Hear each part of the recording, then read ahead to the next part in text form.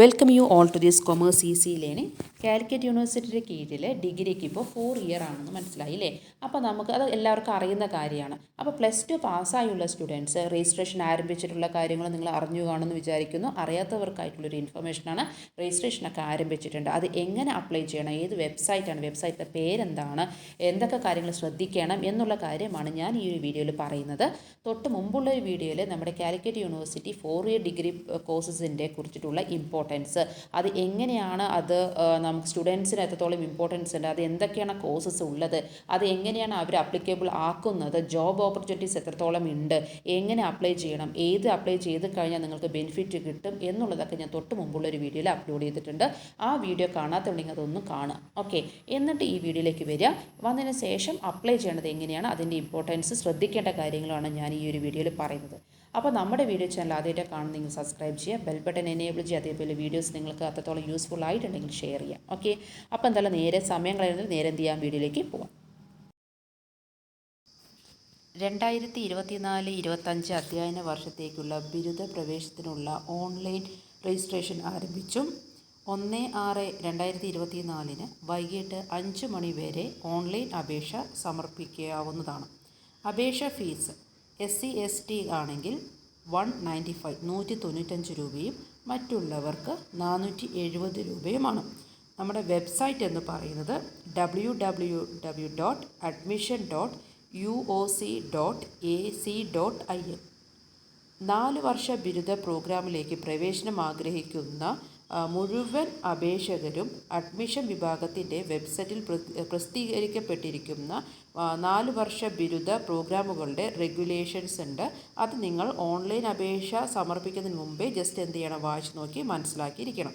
Okay, പിന്നെ ഇതിൽ ബിരുദ പ്രോഗ്രാമുകൾക്ക് പ്രവേശനം നേടുന്ന വിദ്യാർത്ഥികൾക്ക് 2024 വ്യവസ്ഥകൾക്ക് വിധേയമായ 3 ഓപ്ഷനുകളാണ് പഠനം പൂർത്തീകരിക്കാം. അതായത് ഇപ്പോഴത്തെ 4 വർഷത്തെ ഡിഗ്രി കോഴ്സുകൾ 3 രീതിയിൽ നമുക്ക് തരംതിരിക്കാം. അത് നമുക്ക് സെലക്ട് ചെയ്യാം. അത് എങ്ങനെയൊക്കെയാണെന്ന് പറഞ്ഞു കഴിഞ്ഞാൽ 3 വർഷത്തെ UG ബിരുദം, പിന്നെ അടുത്തത് 4 വർഷത്തെ UG ബിരുദം വിത്ത് ഓണേഴ്സാണ്, പിന്നെ അടുത്തത് 4 വർഷത്തെ UG ബിരുദം ഓണേഴ്സ് വിത്ത് റിസർച്ച്. ഇതിൻ്റെയൊക്കെ ഡീറ്റെയിൽസ് ഞാൻ ഓൾറെഡി അപ്ലോഡ് ചെയ്തിട്ടുണ്ട് കേട്ടോ. എന്താണ് ഈ UG ബിരുദം ഓണേഴ്സും ഓണേഴ്സ് വിത്ത് റിസർച്ചൊക്കെ, അതിൻ്റെ ഇമ്പോർട്ടൻസും അതെല്ലാം ഞാൻ കഴിഞ്ഞ വീഡിയോയിൽ അപ്ലോഡ് ചെയ്തിട്ടുണ്ട്. അത് കാണാത്തുണ്ടെങ്കിൽ അതൊന്ന് കാണും. പിന്നെയുള്ളത് നിലവിലുള്ള 3 വർഷത്തെ ബിവോക്ക് പ്രോഗ്രാമുകൾ റെഗുലേഷകരുടെ അവർക്ക് ഈ പറഞ്ഞ പരിധിയിലൊന്നും അവർക്ക് വരുന്നതല്ല. എന്നാൽ പ്രസിദ്ധ പ്രോഗ്രാമുകളിലേക്കുള്ള പ്രവേശനം ഈ അലോട്ട്മെൻറ്റ് പ്രക്രിയയിലൂടെ തന്നെ ആയിരിക്കും. 3 വർഷ ബിവോക്ക് ബിരുദ പ്രോഗ്രാമുകളിലേക്ക് പ്രവേശനം ആഗ്രഹിക്കുന്ന മുഴുവൻ അപേക്ഷകരും അഡ്മിഷൻ വിഭാഗത്തിൻ്റെ വെബ്സൈറ്റിൽ പ്രസിദ്ധീകരിക്കപ്പെട്ടിരിക്കുന്ന 3 വർഷ ബിവോക്ക് ബിരുദ പ്രോഗ്രാമുകളുടെ റെഗുലേഷൻ ഓൺലൈനായി അപേക്ഷ സമർപ്പിക്കുന്നതിന് മുമ്പ് വായിച്ചു മനസ്സിലാക്കേണ്ടതാണ്. ഓൺലൈൻ അപേക്ഷ സമർപ്പണത്തിൻ്റെ ആദ്യഘട്ടത്തിൽ CAP ID, പാസ്വേഡും മൊബൈലിൽ ലഭ്യമാകുന്നതിന് വേണ്ടി അപേക്ഷകർ ഈ പറയുന്നതിൽ നമുക്ക് അറിയാം admission.uoc.ac.in ഇല്ലേ, അതിലേക്ക് നമുക്ക് അപ്ലൈ ചെയ്യേണ്ടതാണ്. അതായത് നമുക്ക് അതായത് ഇപ്പോൾ കമ്മ്യൂണിക്കേഷൻ വരുന്ന ഫോൺ നമ്പർ തന്നെ കൊടുക്കണം. അല്ലാതെ വാട്സപ്പിൽ ഒരു നമ്പറും പിന്നെ കോൾ വരുന്നത്, മെസ്സേജ് വരുന്നത് വേറെ നമ്പർ എന്നുള്ളത് വേണ്ട. കോളും മെസ്സേജും വരുന്ന മൊബൈൽ നമ്പർ തന്നെ ആയിരിക്കണം കൊടുക്കേണ്ടത് കേട്ടോ. അപ്പോൾ ഈ അഡ്മിഷനിൽ പോയിട്ട് അപ്ലൈ നൗ എന്ന ലിങ്കിൽ കയറുക. ഓക്കെ, അപ്പോൾ അങ്ങനെ ആകുമ്പോൾ അവർക്ക് ആ പറയുന്ന നമ്മുടെ ഡീറ്റെയിൽസ് ഉണ്ടാവും, സ്റ്റുഡൻസിൻ്റെ ഡീറ്റെയിൽസ് ഉണ്ടാവും, അതൊക്കെ കൊടുക്കുക. പേര്, രജിസ്റ്റർ നമ്പർ, ഫോൺ നമ്പർ, അങ്ങനത്തെ കാര്യങ്ങളായിരിക്കും ഉണ്ടാവുക. അത് നിങ്ങൾ എന്ത് ചെയ്യുക, അവർ പറഞ്ഞിരിക്കുന്നത് പോലെ കറക്റ്റായിട്ടുള്ള വിവരമാണ് നൽകേണ്ടത്. ഓക്കെ, ഓൺലൈൻ രജിസ്ട്രേഷൻ തുടക്കത്തിൽ മൊബൈൽ നമ്പർ ശരിയായി നൽകാതിരുന്നാൽ, അത് നൽകാത്ത പക്ഷം, അതായത് മൊബൈൽ നമ്പർ തെറ്റായിട്ടോ അല്ലെങ്കിൽ മെസ്സേജ് തിരിച്ചിങ്ങോട്ട് വരാത്ത നമ്പേഴ്സൊക്കെ കൊടുത്തു കഴിഞ്ഞാൽ, നിങ്ങൾ CAP ID രജിസ്റ്റർ ചെയ്ത് കഴിഞ്ഞാൽ അതിൻ്റെ OTP കാര്യങ്ങളൊക്കെ വരുമ്പോഴും സെക്യൂരിറ്റി പാസ്വേഡൊക്കെ വരുമ്പോഴൊക്കെ എല്ലാം വ്യത്യാസമായിട്ട് വരും, നിങ്ങൾക്ക് അത് കറക്റ്റായിട്ട് കിട്ടില്ല. അപ്പോൾ ഓക്കെ, അപ്പോൾ അതുകൊണ്ട് അത് ക്ലിയർ ആക്കാൻ വേണ്ടിയിട്ടാണ് യൂസ് ചെയ്യുന്ന മൊബൈൽ നമ്പർ എന്ന് തന്നെ പറയുന്നത്. ഓക്കെ, വെരിഫിക്കേഷനൊക്കെ വരും OTP. അതേപോലെ രജിസ്ട്രേഷൻ ചെയ്യുന്ന വിദ്യാർത്ഥികൾ അവരുടേതോ അല്ലെങ്കിൽ പാരൻസിൻ്റെയോ ഫോൺ നമ്പർ മാത്രമേ ഓൺലൈൻ രജിസ്ട്രേഷൻ ആ സമയത്ത് നൽകാൻ പറ്റുള്ളൂ. അല്ലാതെ രജിസ്ട്രേഷൻ ചെയ്യുന്ന സമയത്ത് കഫേയിൽ പോയിട്ടോ അക്ഷയ സെൻറ്ററിൽ പോയിട്ടോ അല്ലെങ്കിൽ വേറെ ഏതെങ്കിലും റിലേറ്റീവ്സിൻ്റെ വീട്ടിലൊക്കെ പോയിട്ടാണ് നമ്മൾ ചെയ്യുന്നതെങ്കിൽ അവരുടെ ഫോൺ നമ്പർ ഒന്നുമല്ല കൊടുക്കേണ്ടത്. പാരൻസിൻ്റെയോ അല്ലെങ്കിൽ നിങ്ങൾ യൂസ് ചെയ്യുന്ന ഫോൺ നമ്പർ ആയിരിക്കണം കൊടുക്കേണ്ടത്. അത് മറക്കണ്ട. കാരണം പിന്നീട് നമുക്ക് ക്യാപ് ഐ ഡിയും പാസ്വേഡൊക്കെ ഉപയോഗിച്ചിട്ടാണ് ലോഗിൻ ചെയ്യേണ്ടത്. അപ്പോൾ അത് എന്തെങ്കിലും കാര്യങ്ങൾ കൊണ്ടുവരുമ്പോൾ സെക്യൂരിറ്റി ഇഷ്യൂസ് വരുന്ന സമയത്ത് അതിൽ കുറച്ചും കൂടി സെക്യൂരിറ്റി ക്ലിയർ ആക്കാൻ വേണ്ടിയിട്ടാണ് ഈ പറഞ്ഞ നമ്പേഴ്സ് തന്നെ വേണം, ഫോൺ നമ്പർ യൂസ് ചെയ്യുന്ന ഫോൺ നമ്പർ തന്നെ വേണമെന്ന് പറയുന്നത് കേട്ടോ. പിന്നെ അതിൽ കാരണം ഇത് എല്ലാ ഡീറ്റെയിൽസ്, കാരണം നമ്മൾ വിചാരിക്കും വേറെ ഒരു നമ്പർ കൊടുത്തു കഴിഞ്ഞാൽ ആ പാസ്വേഡ് വേറെ നമ്പറിലേക്ക് പോയാൽ അവർക്ക് നിങ്ങളുടെ മാർക്സും ഡീറ്റെയിൽസ് എല്ലാം വേണമെങ്കിൽ ചേഞ്ച് ആക്കാം. അങ്ങനത്തെ സാഹചര്യങ്ങളൊക്കെ നടന്നിട്ടുണ്ട്. അതുകൊണ്ടാണ് ഞാൻ ഈ പറയുന്നത്, നിങ്ങൾ യൂസ് ചെയ്യുന്ന ഫോൺ നമ്പർ നിർബന്ധമായും കൊടുക്കുക, അല്ലെങ്കിൽ പാരൻസിൻ്റെ വേറെ ആരുടെയും നമ്പർ കൊടുക്കണ്ട. ഓക്കെ, ക്ലിയർ ആയല്ലോ? അത് സേഫ് ആകാൻ വേണ്ടിയിട്ടാണ് പറയുന്നത് കേട്ടോ. പിന്നെ അവസാനം ഈ രജിസ്ട്രേഷനും കാര്യങ്ങളും ഫീസൊക്കെ ഉണ്ട്. ഫീസ് രജിസ്ട്രേഷൻ കാര്യങ്ങളൊക്കെ ചെയ്ത് കഴിഞ്ഞ് സേവ് ആൻഡ് പ്രൊസീഡ് എന്ന ബട്ടൺ ക്ലിക്ക് ചെയ്യുന്നതിന് മുമ്പ് അപേക്ഷയിൽ നൽകിയ വിവരങ്ങൾ ശരിയാണോ എന്ന് ഒന്നും കൂടി പരിശോധിക്കുക. ലാസ്റ്റ് നമ്മൾ പെട്ടെന്ന് എല്ലാം കഴിഞ്ഞിട്ട് സേവ് ആൻഡ് പ്രൊസീഡ് എന്നുകൊണ്ട് കൊടുക്കണ്ട. നമ്മൾ എഴുതി വെച്ചിരിക്കുന്ന ടൈപ്പ് ചെയ്ത് വെച്ചത് ഒന്നും കൂടി ശരിയല്ലേ എന്നും കൂടി വായിച്ച് നോക്കുക. എന്നിട്ട് അവിടെ എന്തെങ്കിലും മിസ്റ്റേക്ക് ഉണ്ടെങ്കിൽ അപ്പം തന്നെ എന്ത് ചെയ്യുക, ക്ലിയർ ആക്കിയിട്ട് സേവ് ആൻഡ് പ്രൊസീഡ് എന്ന് പറഞ്ഞിട്ട് അതിൽ കൊടുത്താൽ മാത്രം മതി. പിന്നീട് നമ്മൾ എന്ത് ചെയ്യുക, പ്രിൻ്റ് ഔട്ട് എടുക്കേണ്ടതാണ് കേട്ടോ. പ്രിൻ്റ് ഔട്ട് ലഭിക്കുന്നതോടെ മാത്രമേ നമ്മുടെ അപേക്ഷ എന്താകുന്നുള്ളൂ, കംപ്ലീറ്റ് ആവുകയുള്ളൂ. ക്ലിയർ ആയല്ലോ? ഇത്രയും പറഞ്ഞ കാര്യങ്ങൾ ക്ലിയർ ആയെന്ന് വിചാരിക്കുന്നു. പിന്നെ പറഞ്ഞിരിക്കുന്നത് 2024-25 അധ്യയന വർഷ പ്രവേശനം മുതൽ BCom, BBA എന്നിവ ഉൾപ്പെടെ എല്ലാ ബിരുദ ഓണേഴ്സ് പ്രോഗ്രാമുകൾക്കും സ്പെഷ്യലൈസേഷൻ ഉണ്ടായിരിക്കും.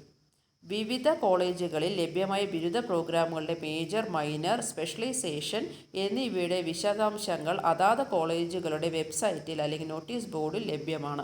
ഇതൊക്കെ ഞാൻ ലാസ്റ്റ് വീഡിയോയിൽ കുറച്ച് മുമ്പുള്ളൊരു വീഡിയോ അപ്ലോഡ് ചെയ്തിട്ടുണ്ട്. അതിൽ നിങ്ങൾക്ക് കാണാൻ പറ്റുന്നതായിരിക്കും. അതായത് നമ്മൾ സെലക്ട് ചെയ്യുന്ന കോളേജുകളുടെ വെബ്സൈറ്റിൽ പോവുക, അവരുടെ ഡീറ്റെയിൽസ്, അവർ മൈനർ സബ്ജക്റ്റുകൾ ഏതൊക്കെയാണ്, മേജർ സബ്ജക്റ്റ് അവിടെ ഏതൊക്കെയാണ് ഉള്ളതൊക്കെ ഡീറ്റെയിൽസ് നമുക്ക് അറിയാൻ പറ്റും കേട്ടോ. അപ്പോൾ അതൊക്കെ ഒന്ന് നോക്കുക. പിന്നെ അപേക്ഷകർ ഓൺലൈൻ രജിസ്ട്രേഷൻ സമയത്ത് നൽകുന്ന മാർക്ക്, NSS, NCC തുടങ്ങിയ വെയിറ്റേജ്, നോൺ ക്രിമിനൽ, EWS സംവരണ വിവരങ്ങൾ എന്നിവ കൃത്യമാണ് എന്ന് ഉറപ്പുവരുത്തേണ്ടതാണ്. പിന്നെ NSS വർക്കും കാര്യങ്ങളൊക്കെ ചെയ്തിട്ട് ഹൈസ്കൂൾ ലെവലിൽ 8ാം ക്ലാസ് 9ാം ക്ലാസ് ചെയ്തു എന്നുള്ള രീതിയിലല്ല, അല്ലെങ്കിൽ 10ാം ക്ലാസ് ചെയ്തു എന്നല്ല. ഇത് നിങ്ങൾ ഡിഗ്രിക്കാണ്. അതുകൊണ്ട് ഹയർ സെക്കൻഡറിയിലാണ് നിങ്ങൾ ചെയ്തിട്ടുണ്ടെങ്കിൽ മാത്രമേ ഇത് അപ്ലോഡ് ചെയ്താൽ മതി. അതർവൈസ് നിങ്ങളത് അപ്ലോഡ് ചെയ്യണ്ട. NSS ഒക്കെ വർക്ക് ചെയ്തിട്ടുണ്ട് അല്ലെങ്കിൽ NCC ഒക്കെ ചെയ്തിട്ടുള്ളത് ഹൈസ്കൂളാണെങ്കിൽ വേണ്ട, അതൊന്നും അപ്ലോഡ് ചെയ്യാൻ പറ്റില്ല. ഹയർ സെക്കൻഡറിയിലാണെങ്കിൽ മാത്രമേ അപ്ലോഡ് ചെയ്യാൻ പറ്റുള്ളൂ. ഓക്കെ. പിന്നെ അതേപോലെ +2 അല്ലെങ്കിൽ ഹയർ സെക്കൻഡറി മാർക്ക് ലിസ്റ്റ് പ്രകാരം രജിസ്റ്റർ നമ്പർ, പേര്, ജനന തീയതി അത് എല്ലാം തന്നെ കറക്റ്റായിട്ട് തന്നെ കൊടുക്കണം. അത് തെറ്റായിട്ട് കൊടുക്കണ്ട. അത് ക്ലിയർ ആയിട്ട് തന്നെ കൊടുക്കണം. എത്രയാണോ മാർക്ക് ലഭിച്ചിരിക്കുന്നത് ആ മാർക്കാണ് കറക്റ്റായിട്ട് എഴുതേണ്ടത്. പിന്നെ അതേപോലെ ഓൺലൈൻ രജിസ്ട്രേഷന് വിദ്യാർത്ഥികൾക്ക് 20 ഓപ്ഷൻ വരെ നൽകാവുന്നതാണ്. അതായത് ഏതൊക്കെ കോളേജുകളിൽ സെലക്ട് ചെയ്യണമെന്ന് കഴിഞ്ഞ വർഷത്തെ പോലെ ഈ പ്രാവശ്യം 20 ഓപ്ഷനാണ് ഉള്ളത്. അത് ഗവൺമെൻറ്, എയ്ഡ്, സ്വാശ്രയ കോളേജുകൾ അങ്ങനെയുള്ള കോളേജുകളുടെ ആയിരിക്കും. അതായത് government college, aided college, self financing college അങ്ങനെയായിരിക്കും. നമുക്ക് ഏത് വേണമെന്ന് നിങ്ങൾക്ക് സെലക്ട് ചെയ്യാം. ഏതൊക്കെ ഓപ്ഷനാണ്, ഏതൊക്കെ ഓർഡറിൽ വേണം, ഫസ്റ്റ് ഏത് കോളേജ് നമ്മൾ പ്രിഫറൻസ് ചെയ്യുന്ന കോളേജ് ആദ്യം എഴുതുക, സബ്ജക്റ്റ് ആ കോളേജിലുണ്ടോ അങ്ങനെയൊക്കെ നോക്കി വേണം എഴുതാൻ. അല്ലാതെ ഒരു കോളേജിൽ തന്നെ ഇഷ്ടപ്പെട്ടിട്ട് എല്ലാ കോഴ്സുകളും ചെയ്ത് ചിലപ്പോൾ അവിടെ കിട്ടണമെന്നും ഇല്ല. അപ്പോൾ അതൊക്കെ ഒന്ന് ബുദ്ധിപരമായിട്ടൊക്കെ കറക്റ്റായിട്ടൊന്ന് നോക്കണം. ഏത് കോളേജിൽ ഏത് കോഴ്സ് കൊടുത്താൽ കിട്ടും എന്നുള്ളതൊക്കെ ഒരു ഐഡിയ വേണം. ഓക്കെ. പിന്നെയുള്ളത് കമ്മ്യൂണിറ്റി കോട്ടയിൽ പ്രവേശനം ലഭിക്കേണ്ട വിദ്യാർത്ഥികളെ അവർ തിരഞ്ഞെടുക്കുന്ന 20 ഓപ്ഷൻസ് ഉണ്ട് പറഞ്ഞല്ലോ, 20 കോളേജിൽ എടുക്കാമെന്നുള്ളത്. ആ ഉൾപ്പെടുന്ന എയ്ഡഡ് കോളേജിന് അർഹമായ കമ്മ്യൂണിറ്റി കോട്ടയിലായിരിക്കും പരിഗണിക്കുക കേട്ടോ. അപ്പോൾ അത് നമുക്ക് പറയാമല്ലോ, ഇപ്പോൾ ഈഴവ കോട്ട അല്ലെങ്കിൽ പിന്നെ വേറെ NSS കോട്ട അങ്ങനത്തെ കുറച്ച് ഏതെങ്കിലും സ്പോർട്സ് കോട്ട അങ്ങനെയൊക്കെ പറയുന്നതിൻ്റെ ജസ്റ്റ് ഒരു ഇതുണ്ടാവുമല്ലോ. അത് ഏതൊക്കെ കോളേജിലാണോ ഉള്ളത്, എയ്ഡഡ് കോളേജുകളായിരിക്കും അല്ല, അത് അങ്ങനെയുണ്ട്. അപ്പോൾ അങ്ങനത്തെ ഉണ്ടെങ്കിൽ ആ കോളേജുകളിലായിരിക്കും അത് എന്തുണ്ടാവുക, ആ കമ്മ്യൂണിറ്റി കോട്ട പരിഗണിക്കുക. ഓക്കെ. ഓരോ കമ്മ്യൂണിറ്റിക്കാർക്കും അർഹമായ കോളേജുകളുടെ ലിസ്റ്റ് വെബ്സൈറ്റിൽ പ്രസിദ്ധീകരിക്കപ്പെടുന്നുണ്ട്. ഈ ലിസ്റ്റ് ഉൾപ്പെടുന്ന കോളേജുകൾ കമ്മ്യൂണിറ്റി കോട്ട പ്രവേശനം ആഗ്രഹിക്കുന്ന വിദ്യാർത്ഥികൾ അപേക്ഷ പ്രകാരം തിരഞ്ഞെടുത്ത കോളേജ് ഓപ്ഷനുകൾ ഉൾപ്പെടുത്തിക്കൊണ്ടെന്ന് ഉറപ്പുവരുത്തേണ്ടതാണ്. പിന്നെ അപേക്ഷ സമർപ്പിച്ച് പ്രിൻ്റ് ഔട്ട് എടുത്ത വിദ്യാർത്ഥികൾക്ക് ഓൺലൈൻ രജിസ്ട്രേഷൻ അവസാന തീയതി വരെ അപേക്ഷ എഡിറ്റ് ചെയ്യാനുള്ള സൗകര്യം സ്റ്റുഡൻസ് ലോഗിൻ വഴി തന്നെ അത് സ്റ്റുഡൻസ് ലോഗിൻ തന്നെ നമുക്ക് ലഭ്യമായിരിക്കും. അതായത് ഇപ്പോൾ നമുക്ക് ലാസ്റ്റ് ഡേറ്റ് എന്ന് പറഞ്ഞിട്ടുണ്ടല്ലോ, അപേക്ഷിക്കാനുള്ള ലാസ്റ്റ് ഡേറ്റ് എന്ന് പറയുന്നുണ്ടല്ലോ ജൂൺ 1 എന്ന്. അതിൻ്റെ ഇടയിൽ പ്രിൻ്റ് ഔട്ട് എടുത്തിട്ടാണെങ്കിൽ പോലും ഇടയിൽ പ്രിൻ്റ് ഔട്ട് എടുത്തതിന് ശേഷമാണ് അറിഞ്ഞത് അയ്യോ ഇതിൽ മിസ്റ്റേക്ക് വന്നിട്ടുണ്ട് എന്നുണ്ടെങ്കിൽ ഈ പറയുന്ന ജൂൺ 1 മുന്നിൽ തന്നെ നമുക്ക് എന്ത് ചെയ്യാം, സ്റ്റുഡൻസ് ലോഗിൻ വഴി കയറിയിട്ട് എഡിറ്റ് ചെയ്യാനുള്ള ഒരു സൗകര്യം യൂണിവേഴ്സിറ്റി നൽകിയിട്ടുണ്ട്. അപ്പോൾ അതും ഓർത്ത് വയ്ക്കുക. എന്തെങ്കിലും ഇനി നമ്മൾ അറിയാതെ എന്തെങ്കിലും മിസ്റ്റേക്ക് നമ്മൾ എഴുതി കൊടുത്തിട്ടുണ്ടെങ്കിൽ അതൊന്ന് ക്ലിയർ ആക്കാൻ പറ്റും. ഇനി അതേപോലെ പിന്നെ അത് കഴിഞ്ഞിട്ട് എഡിറ്റ് ചെയ്തതിന് ശേഷം നേരത്തെ പറഞ്ഞ പോലെ സേവും പ്രൊസീഡും എല്ലാം കറക്റ്റായിട്ട് കൊടുക്കണം. അപ്ലോഡ് ചെയ്തിട്ട് അതൊക്കെ വരണം കറക്റ്റായിട്ട്. അല്ല ചുമ്മാ എഡിറ്റ് മാത്രം ചെയ്തിട്ട് സേവ് ചെയ്യാതെ ഇരുന്ന് കഴിഞ്ഞാൽ അത് സേവ് ആയിട്ട് വരില്ല. അപ്പോൾ അത് എഡിറ്റ് ചെയ്താൽ സേവ് ചെയ്യണം. ഓക്കെ. പിന്നെ പ്രിൻ്റ് ഔട്ടും എടുക്കണം. പിന്നെയുള്ളത് ഓൺലൈൻ അപേക്ഷകളുടെ പ്രിൻ്റ് ഔട്ട് യൂണിവേഴ്സിറ്റിയിലേക്കോ കോളേജിലേക്കോ അയക്കേണ്ടതില്ല. നിങ്ങൾ പ്രിൻ്റ് ഔട്ട് എടുത്തു കഴിഞ്ഞാൽ നിങ്ങൾ കയ്യിൽ തന്നെ വെക്കുക. അത് യൂണിവേഴ്സിറ്റിക്കോ നിങ്ങൾ ഉദ്ദേശിക്കുന്ന കോളേജുകൾക്കോ ഒന്നും വേണ്ട. എന്നാൽ അഡ്മിഷൻ ലഭിക്കുന്ന അവസരത്തിൽ അപേക്ഷയുടെ പ്രിൻ്റ് ഔട്ടും മറ്റു വേറെ അതുമായിട്ട് രേഖകളുണ്ടാവുമല്ലോ, സർട്ടിഫിക്കറ്റ്സ്, അതെല്ലാം തന്നെ എന്ത് ചെയ്യണം, കോളേജിൽ സബ്മിറ്റ് ചെയ്യേണ്ടതാണ്. പ്രവേശനം ആഗ്രഹിക്കുന്ന എല്ലാ വിദ്യാർത്ഥികളും general, management, community quota, sports, ഭിന്നശേഷി വിഭാഗക്കാർ, വിവിധ സംവരണ വിഭാഗക്കാർ ഓൺലൈൻ തന്നെ എന്താണ് രജിസ്ട്രേഷൻ ചെയ്യേണ്ടതാണ്. അല്ല ചിലർ വിചാരിക്കാറുണ്ട് മാനേജ്മെൻറ്റ് കോട്ടയാണ് ഡയറക്റ്റായിട്ട് അവിടെ പോവുക കാര്യങ്ങൾ ചെയ്യുക എന്നൊക്കെ, അങ്ങനെ ചെയ്ത് അഡ്മിഷൻ കിട്ടുമെന്ന്. അത് തെറ്റായിട്ട് ധാരണയാണ്. ഏത് കോട്ടയ്ക്കാണെങ്കിലും ഏത് സംവരണത്തിലാണെങ്കിൽ ഏത് വിഭാഗക്കാരാണെങ്കിലും ഫസ്റ്റ് യൂണിവേഴ്സിറ്റിയിൽ രജിസ്ട്രേഷൻ ചെയ്യേണ്ടത് നിർബന്ധമാണ്. ദെൻ ഓൺലി നമുക്ക് എന്ത് ചെയ്യാൻ പറ്റുള്ളൂ, ഏതാണെങ്കിലും നമുക്ക് അഡ്മിഷൻ അവിടെ എടുക്കുള്ളൂ. അല്ലെങ്കിൽ നമുക്ക് KPID രജിസ്ട്രേഷൻ ഇല്ലാതെ യൂണിവേഴ്സിറ്റിയിൽ അഡ്മിഷൻ ഡിഗ്രി കിട്ടുകയില്ല. അത് ഓർമ്മ വേണം. അതേപോലെ മാനേജ്മെൻറ്റ്, സ്പോർട്സ് എന്നീ കോട്ടയിൽ പ്രവേശനം ആഗ്രഹിക്കുന്ന വിദ്യാർത്ഥികൾ ഓൺലൈൻ രജിസ്ട്രേഷന് പുറമെ പ്രവേശനം ആഗ്രഹിക്കുന്ന കോളേജുമായി നേരിട്ട് ബന്ധപ്പെട്ട അപേക്ഷ സമർപ്പിക്കേണ്ടതുമാണ് കേട്ടോ. അപ്പോൾ രജിസ്ട്രേഷൻ യൂണിവേഴ്സിറ്റി കഴിഞ്ഞ് കഴിഞ്ഞാൽ ഈ മാനേജ്മെൻറ്റോ സ്പോർട്സ് കോട്ടയിൽ അങ്ങനെയൊക്കെ ഉള്ളതാണെങ്കിൽ ആ കോളേജുമായിട്ട് എന്ത് ചെയ്യുക, നിങ്ങൾ ജസ്റ്റ് അവിടെ പോയിട്ട് അന്വേഷിക്കുക. അപ്പോൾ അവരവിടെ ഒരു ഫോം കാര്യങ്ങൾ തരും. അതിൽ നിങ്ങൾ എന്ത് ചെയ്യുക, എഴുതി റെഡിയാക്കി കൊടുക്കുക. അല്ലെങ്കിൽ ഓൺലൈൻ ആണെങ്കിൽ ഓൺലൈനിലും അപേക്ഷിക്കുക. ഇനി അലോട്ട്മെൻറ്റ്, അഡ്മിഷൻ തുടങ്ങിയവുമായി ബന്ധപ്പെട്ട സുപ്രധാന വിവരങ്ങൾ അതാത് സമയത്ത് വെബ്സൈറ്റിൽ പ്രസിദ്ധീകരിക്കുന്നതായിരിക്കും. അത് നമ്മുടെ യൂണിവേഴ്സിറ്റി സൈറ്റിൽ തന്നെ ഡീറ്റെയിൽസൊക്കെ ഉണ്ടാവും. എന്തൊക്കെ കാര്യങ്ങളാണ്, അല്ലെങ്കിൽ ഡൗട്ടുള്ള കാര്യങ്ങളോ അല്ലെങ്കിൽ അപ്ഡേറ്റ് ചെയ്യുന്ന കാര്യങ്ങളൊക്കെ യൂണിവേഴ്സിറ്റി സൈറ്റിൽ തന്നെ ഉണ്ടായിരിക്കുന്നതായിരിക്കും കേട്ടോ. അപ്പോൾ ഇത്രയും കാര്യങ്ങളാണ് അഡ്മിഷനുമായി ബന്ധപ്പെട്ടത്. അത് എങ്ങനെ അപ്ലൈ ചെയ്യണം എന്നുള്ളതൊക്കെ നമ്മുടെ യൂണിവേഴ്സിറ്റി സൈറ്റിൽ ജസ്റ്റ് പോയി അഡ്മിഷൻ എന്നുണ്ടാവും. അപ്പോൾ അതിൽ പറഞ്ഞിട്ടുണ്ട് അതിൻ്റെ ഹോസ്റ്റ് തന്നെ www.admissionuoc.ac എന്നൊക്കെ പറഞ്ഞില്ല, അതിൽ ചെയ്ത് കഴിഞ്ഞാൽ നമുക്ക് അപ്ലൈ നൗ എന്നുണ്ടാവും. അതിൽ പിടിച്ച് ക്ലിക്ക് ചെയ്യുക. അത് പിടിച്ച് ക്ലിക്ക് ചെയ്ത് കഴിഞ്ഞ ശേഷം അതിൻ്റെ ഡീറ്റെയിൽസ് ഉണ്ടാവും. ആ ഡീറ്റെയിൽസ് ചോദിച്ചതിനൊക്കെ കറക്റ്റായിട്ടുള്ള രീതിയിൽ വേണം എഴുതാൻ. തെറ്റായിട്ടുള്ള ഇൻഫർമേഷൻസ് കൊടുക്കരുത്. പ്രത്യേകം ശ്രദ്ധിക്കേണ്ടത് ഹയർ സെക്കൻഡറിയിലാണ് നിങ്ങൾ വെയിറ്റേജിന് കിട്ടിയിട്ടുള്ള NCCയോ NSS വർക്കോ കാര്യങ്ങളൊക്കെ ചെയ്തത്. ഹയർ സെക്കൻഡറിയിലാണെങ്കിൽ മാത്രം നിങ്ങളതിൽ കൊടുത്താൽ മതി. 7, 8, 9, 10 എന്നൊക്കെ ഏതെങ്കിലും ക്ലാസ്സുകളിൽ നിങ്ങൾ ഈ വർക്കുകളോ അല്ലെങ്കിൽ എന്തെങ്കിലും ചെയ്തിട്ടുണ്ടെങ്കിൽ അതൊന്നും ഇതിൽ വാല്യൂ ഉള്ളതല്ല. ഓക്കെ. പിന്നെ അല്ലെങ്കിൽ വീണ്ടും അഡ്മിഷൻ വരുന്ന സമയത്ത് നിങ്ങൾക്ക് മാത്രം അഡ്മിഷൻ്റെ പ്രൊസീജിയർ തെറ്റായിട്ട് വരും. പിന്നെ യൂണിവേഴ്സിറ്റി പോകണം, റിക്വസ്റ്റ് കൊടുക്കണം, അങ്ങനത്തെ കുറേ കാര്യങ്ങളുണ്ട്. അതൊക്കെ ഒന്ന് അവോയ്ഡ് ചെയ്യാൻ വേണ്ടിയിട്ടാണ് ഞാൻ ശ്രദ്ധിക്കണം എന്നും കൂടി പറഞ്ഞത്. ഓക്കെ. അപ്പോൾ തൊട്ട് മുമ്പുള്ള ഒരു വീഡിയോ ഉണ്ട്. ആ വീഡിയോയിൽ നമ്മുടെ ചാനലിൽ തന്നെ അപ്ലോഡ് ചെയ്തിട്ടുണ്ട്. യൂണിവേഴ്സിറ്റിയുടെ 4 ഇയർ പ്രോഗ്രാമിനെ കുറിച്ചിട്ടുള്ള ഇമ്പോർട്ടൻസ്, അത് എത്രത്തോളം ബെനിഫിറ്റ് സ്റ്റുഡൻസിനുണ്ട് എന്നുള്ള കാര്യങ്ങളൊക്കെ ഞാൻ അപ്ലോഡ് ചെയ്തിട്ടുണ്ട്.